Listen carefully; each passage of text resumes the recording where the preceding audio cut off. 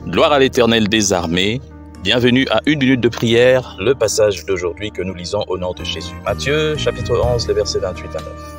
Venez à moi, vous tous qui êtes fatigués et chargés, et je vous donnerai du repos. Prenez mon joug sur vous et recevez mes instructions, car je suis doux et humble de cœur. Alléluia. Cette invitation du Seigneur ne s'adresse pas seulement aux pécheurs chargés qui cherchent le pardon et le repos, mais elle est aussi la condition d'un service agréable à Dieu.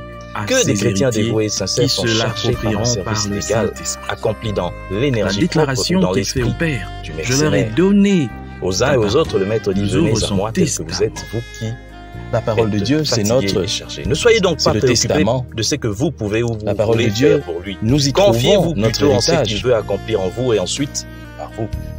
Beaucoup d'entre nous, nous venons à Christ, je parle ici des serviteurs, pour le servir tel que nous le voulons, tel que nous le souhaitons. Mais deux fois, ce que Dieu attend de nous, ce n'est pas ce que nous pensons. Je vous donne un exemple très simple. Peut-être que ce que Dieu veut de toi, c'est que seulement tu évangélises ta famille, ta propre famille seulement, ça seulement. C'est vraiment ce que lui, il veut pour toi. Il t'a envoyé pour ça.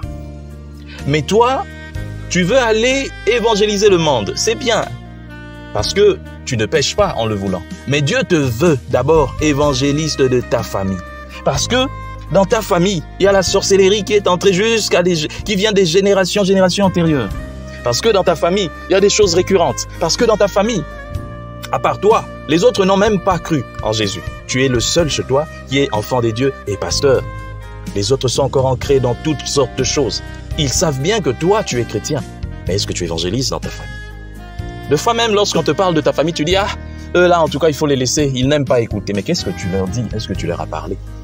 Moi, je me rappelle encore quand j'étais à l'extérieur, lorsque j'étais déjà chrétien, né de nouveau, mais j'avais fait une expérience nouvelle avec le Saint-Esprit. Et Dieu m'a parlé d'écrire à ma famille. J'ai écrit une lettre que ma famille a lue. Tout le monde a lu. C'était ensemble qu'ils ont lu cette lettre. Et dans cette lettre, je leur parlais de Jésus. Mais je me rappelle aussi que les réactions étaient bizarres. On me disait, mais toi, on t'a envoyé à l'extérieur pour aller faire ceci, pour aller t'en sortir et puis aider ceux qui sont restés ici. Tu nous parles maintenant de Jésus, tu nous parles tout ça. Bon, ils ne comprenaient pas que les réalités que j'avais trouvées à l'extérieur m'avaient façonné. J'ai vécu la vie d'enfant des dieux dans les difficultés, dans la douleur, j'ai vécu toutes ces choses. Mais eux, ils ne comprenaient pas. Ils me voyaient toujours ce petit garçon qui était parti à 18 ans, 19 ans à l'extérieur. Mais j'avais vraiment évolué. J'avais mûri. Ce que je veux dire par ce passage, ne voyons pas seulement comme les problèmes que nous avons dans ce monde pour dire non, ben voilà, je suis accablé des dettes, je suis ceci, j'ai des problèmes, je dois payer le loyer, je viens déposer tout entre les mains du Seigneur. Oui, c'est bien, mais ce passage, il faut l'emmener, il faut le voir, un passage qui va plus loin.